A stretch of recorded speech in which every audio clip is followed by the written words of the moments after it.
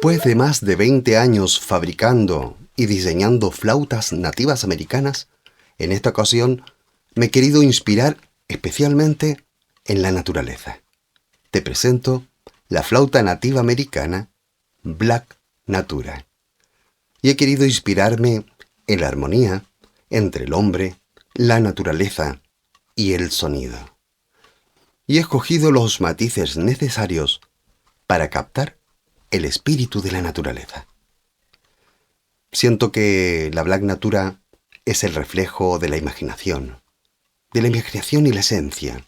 Es también como un diálogo de sonido donde la naturaleza se comunica, interpreta y expresa.